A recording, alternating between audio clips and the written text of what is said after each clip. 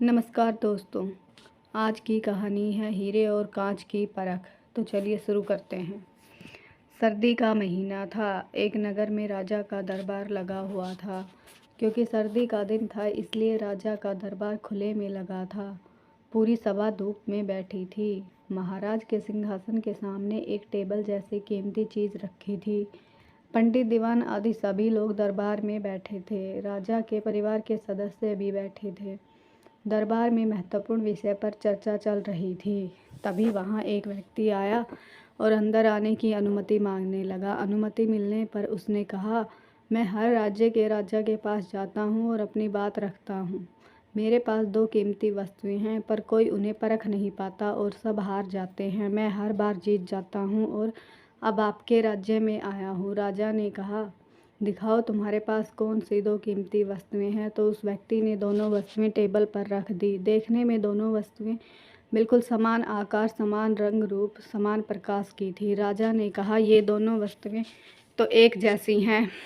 तो उस व्यक्ति ने कहा, हाँ महाराज, दिखाई तो एक सी देती हैं, लेकिन दोनों हैं अलग। एक है बहुत कीमती हीरा और एक है कांच का टुकड़ा, लेकिन रंग रूप सब एक है। आज तक कोई बता नहीं पाया कि कौन सा हीरा है और कौन सा कांच। क्या आपके राज्य का कोई व्यक्ति परख कर बता सकता है कि कौन सा हीरा है और कौन सा कांच? अगर परख खरी निकली तो मैं हार जाऊंगा और यह कीमती हीरा आपके खजाने में जमा करवा दूंगा। यदि कोई नहीं पहचान पाया तो इस हीरे की जो कीमत है उतनी धनराशि आपको मुझे देनी होगी। राजा ने कहा, मैं तो नहीं परख सकूंगा। दीवान बोले, हम भी हिम्मत नहीं कर सकते, क्योंकि दोनों बिल्कुल समान हैं। कोई भी इन वस्तुओं को परखने की हिम्मत नहीं जुटा पाया। किसी को हारने का डर नहीं था, क्योंकि राजा के पास बहुत धन था, परंतु राजा की प्रतिष्ठा गिर जाएगी इसका सबको भय था। कई लोगों ने कोशिश की पर कोई सफल नहीं हो पाया।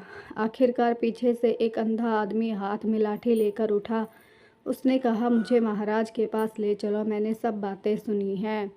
एक अवसर मुझे भी दो। एक आदमी के सहारे वह राजा के पास पहुंचा। उसने राजा से प्रार्थना की, मैं तो जन्म से अंधा हूँ, फिर भी मुझे एक अवसर दिया जाए जिससे मैं भी एक बार अपनी बुद्धि को परख सकूं और हो सकता है कि सफल भी हो जाऊं, और यदि सफल न भी हुआ तो वैसे भी आप तो हार ही रहे हैं। राजा ने सोचा कि इसे अवसर देने में क्या बुराई है। राजा ने कहा, ठीक है, तुम भी परख कर देख लो। उस अंधे आदमी की दोनों चीज़ें छुआ दी गई और पूछा गया, इसमें कौन सा हीरा है और कौन सा कांच? उस आदमी ने 1 मिनट में बता दिया कि यह हीरा है और यह कांच। जो आदमी इतने राज्यों को जीत कर आया था वह बोला, बिल्कुल सही पहचाना आपने, धन्य हो आप। अपने वचन के मुताबिक मैं यह हीरा आपके राज्य के खजाने में दे रहा हूँ। सब बहुत खुश हो गए और जो आदमी आया था वह भी बहुत प्रसन्न हुआ कि कम से कम कोई तो मिला परखने वाला। राजा और अन्य सभी लोगों ने उस अंधे व्यक्ति से पूछा कि तुमने यह कैसे पहचाना कि यह हीरा है और वह कांच? उस अंधे आदमी ने कहा कि सीधी सी बात है महाराज, हम सब धूप में बैठे हैं, मैंने दोनों को छूकर देखा। जो ठंडा रहा वह हीरा, जो गर्म हो गया वह